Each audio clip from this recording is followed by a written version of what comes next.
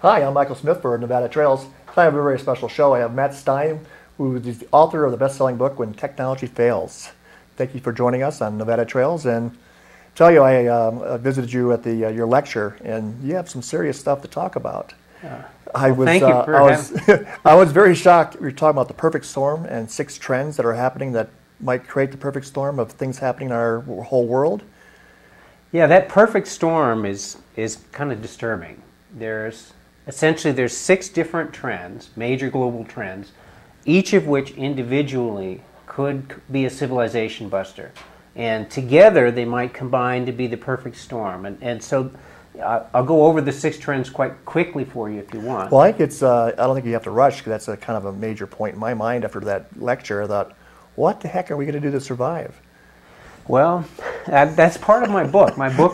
Half of my book is about living more sustainably and treating the world in a better way so that hopefully things won't fall apart. And the other half of my book is about how do you plan for and deal with varying levels of things in the world not working so well. Everything from minor bumps in the road, powers out for a few days, to a major meltdown where we weren't successful at halting these 6 trends, and life as we know it has shifted on the planet. Well, I saw you Tuesday up in Truckee, and you gave me a copy of your book, and it's 500 pages long. And so far, I just got the scary stuff in my head. I haven't got to the good part where it's a happy ending, but it's some serious things. It is serious. Peak oil, that we're pretty much have used up the oil that's easy to find. And that's correct. That doesn't sound like a good thing for. So let's go into the 6 trends. Okay. So the first of the 6 trends, and some people may believe it's happening and others may not, but the first is global climate change. And I think it's a rare person that's of my generation that won't tell you that the weather is a lot different now than when they were a kid.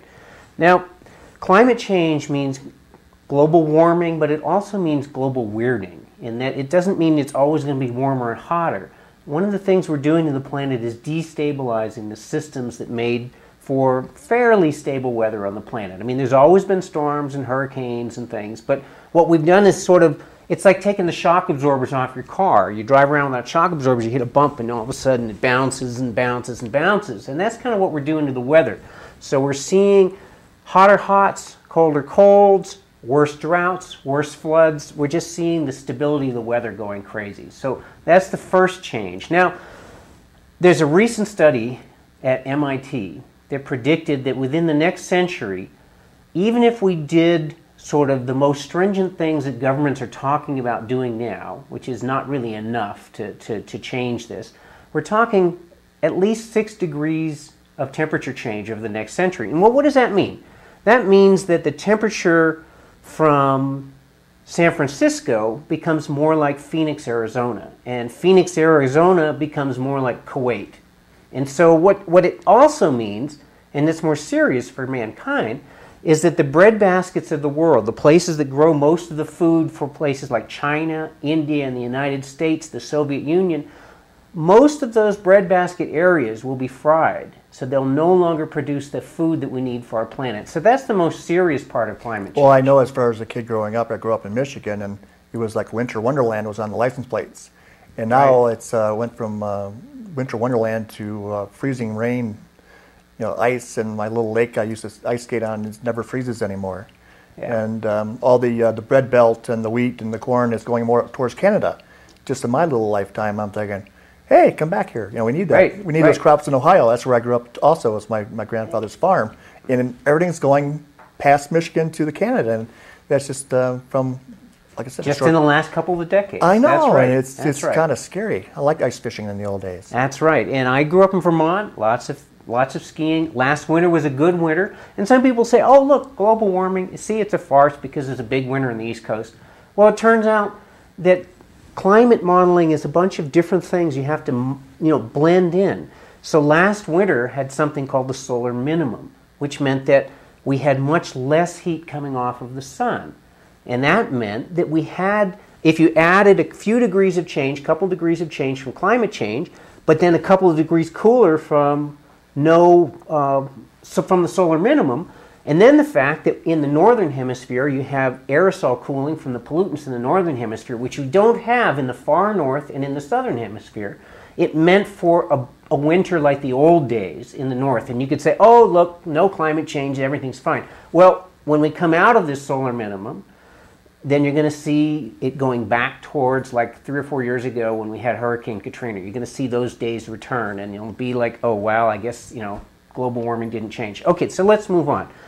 Number 2 is peak in world oil production. We already talked about that briefly. Now, everything in our world is based on oil. I mean, oil it runs our cars, it runs our planes, but it also runs our tractors that makes the food that plows the ground for the food that we grow.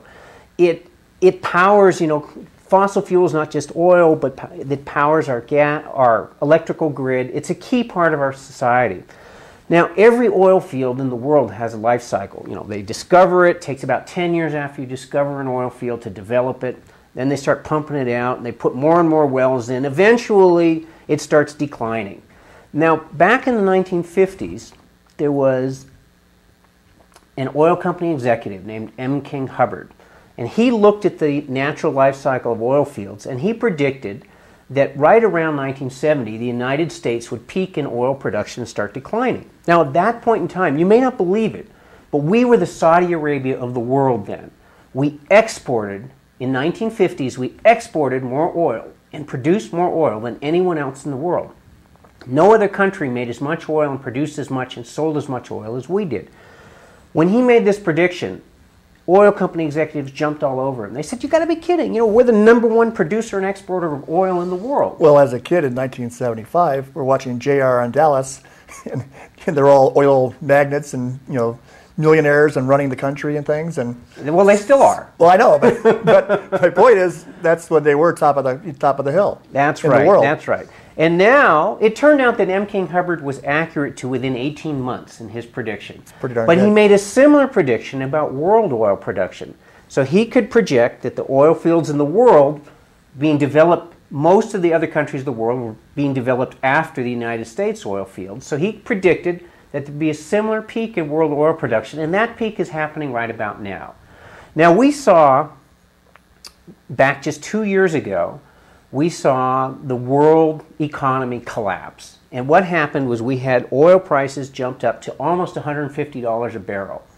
6 months after the economic collapse, those prices had dropped down to $35 a barrel. I mean, what is that? That's like a 5-to-1 difference in just 6 months period of time.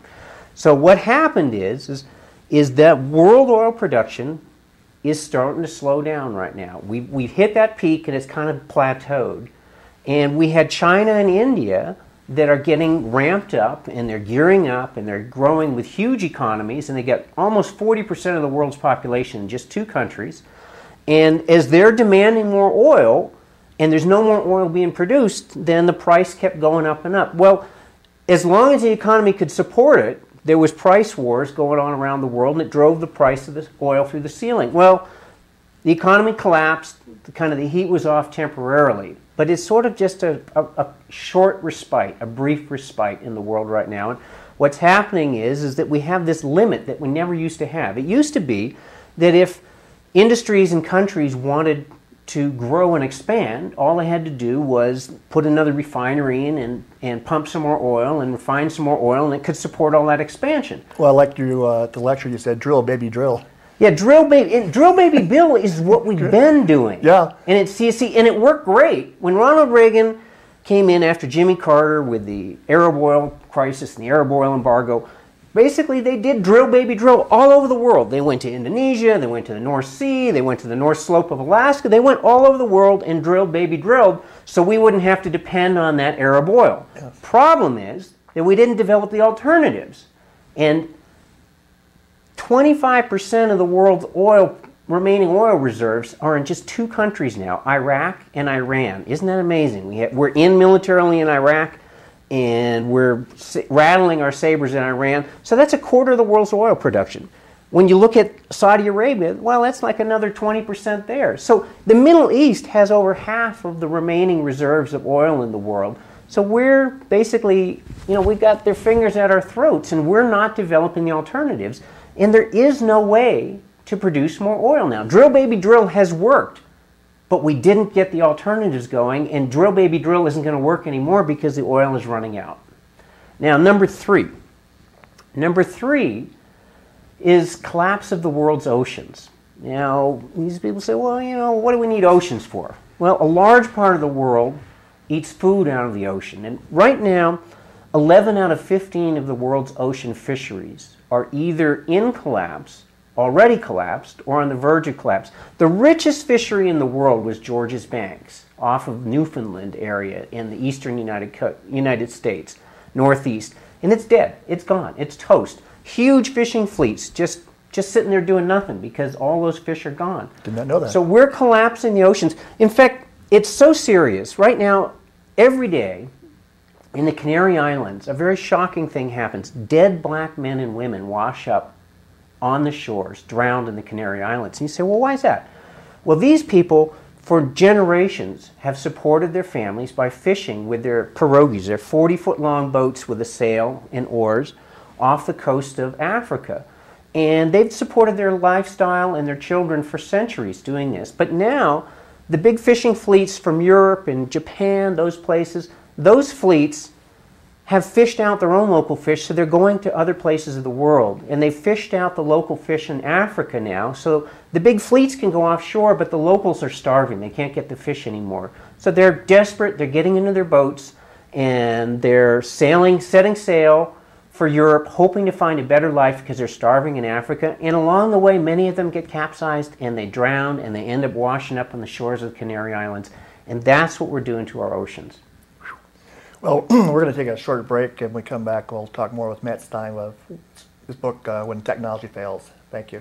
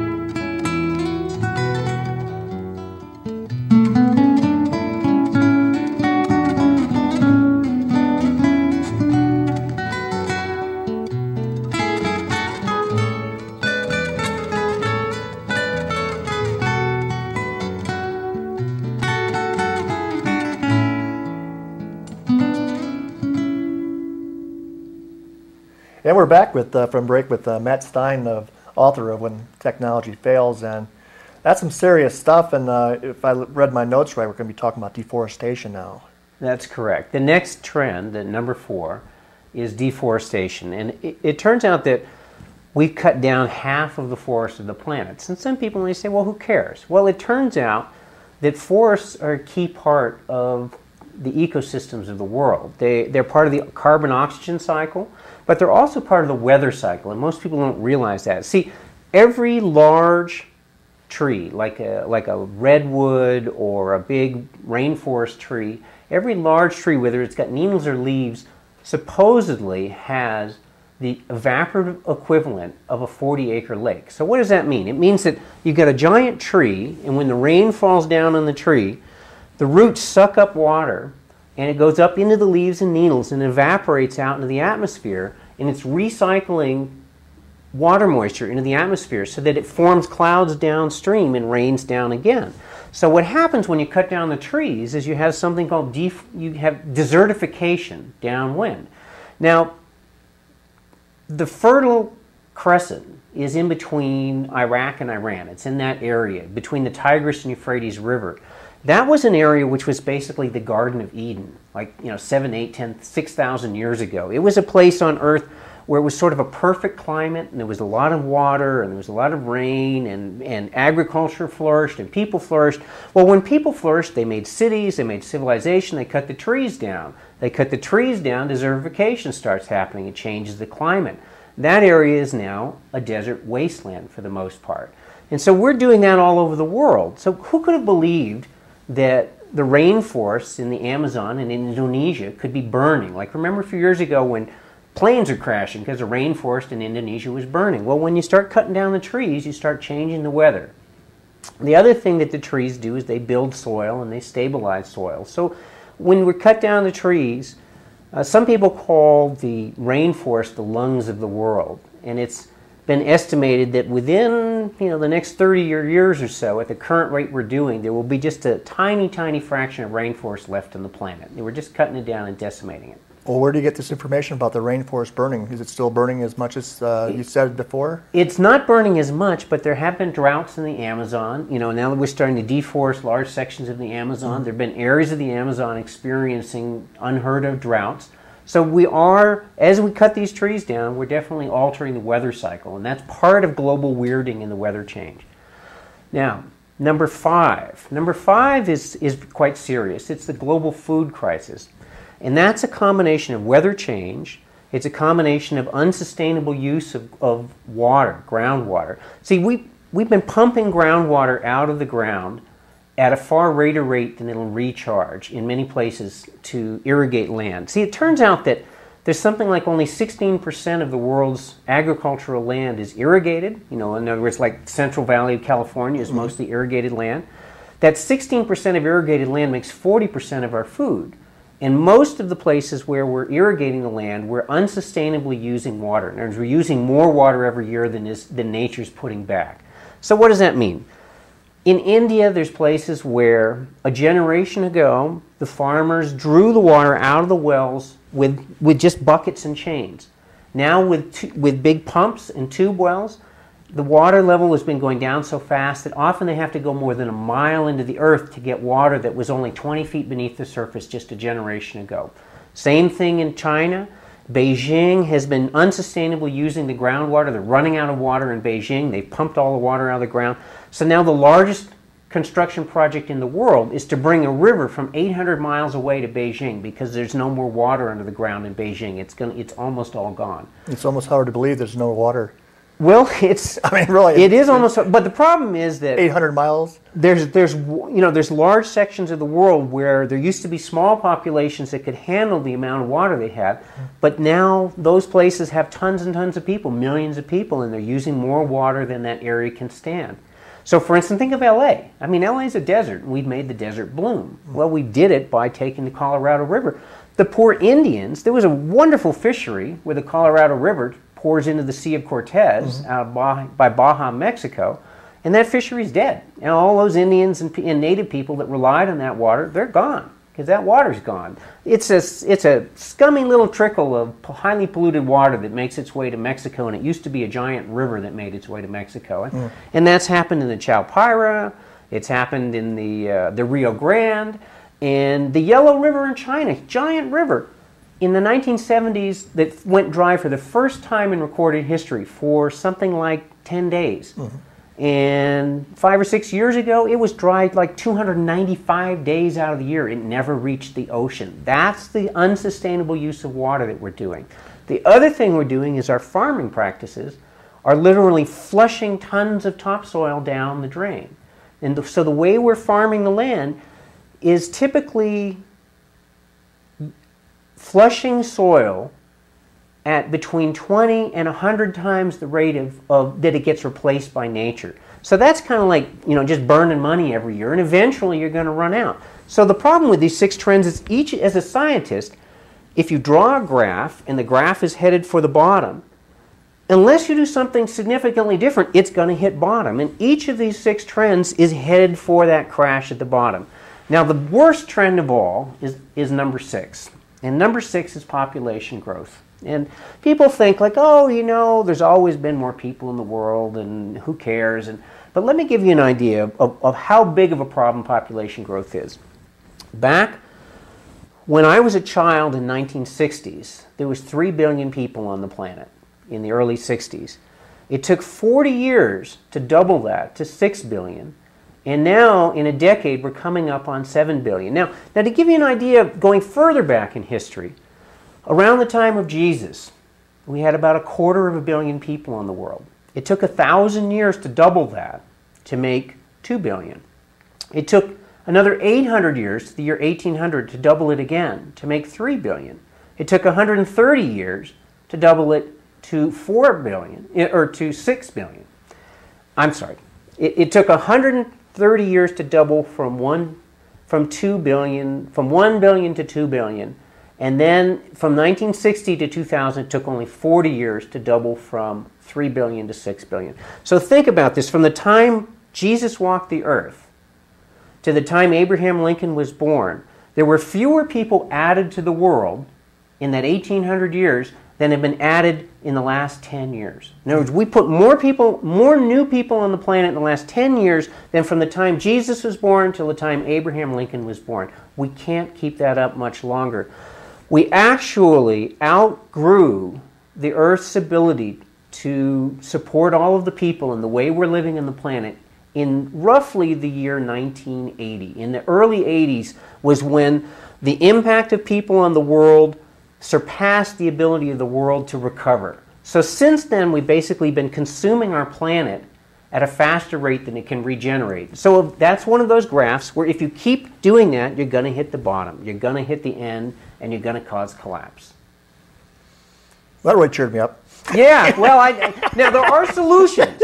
We're human beings.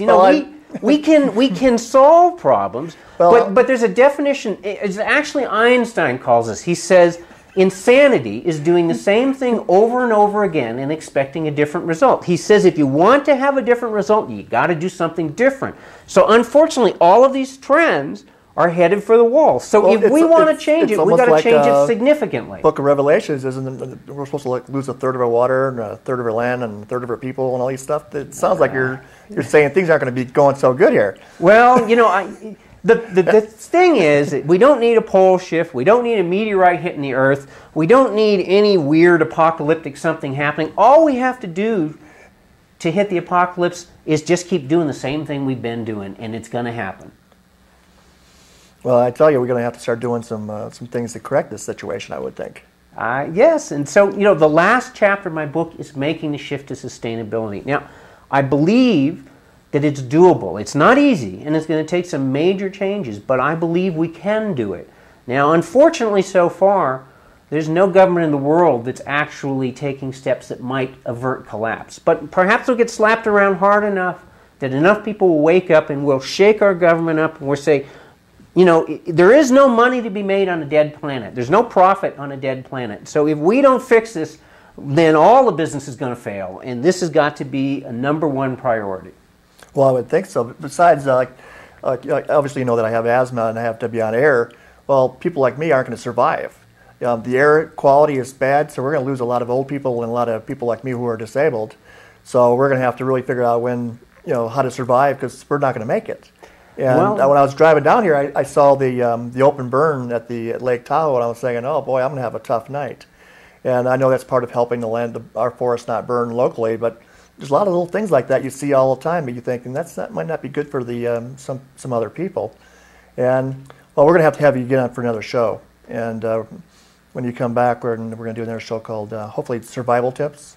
Yeah, we can do a show on survival tips, on what you can do to prepare to weather the storms as we head into this tumultuous period in the next decade. Well, how we can each contribute to reducing some of these things. And that's correct. And the sustainability side of my book gives people hope that there is a map, that there are solutions, that we can change the world and we can turn this around. Like I said, it's not easy, but I believe it's doable. Well, I also got to the sustainability part, and I think it looks pretty darn good, and I look forward to hearing you talk about it more. And you said you wanted to close the show with a slogan or that you really enjoy, a motto of to think positive of some sort, hopefully? That's right. Now, my motto that I urge everyone to do is I ask everyone to do your best to change the world and do your best to be ready for the changes in the world. And thank you so much for having me on your show today. It's much appreciated. Well, you're welcome. My little motto is life's a cinch by the inch, but hard by the yard. So a lot of these goals can be attained if you just do little goals each day. That's my opinion. And also, if you have food, help out people who don't have it right now. And anyways, thank you, Matt Stein, for being on Nevada Trails. You're welcome. My pleasure. It's Michael Smith for Nevada Trails. Thank you.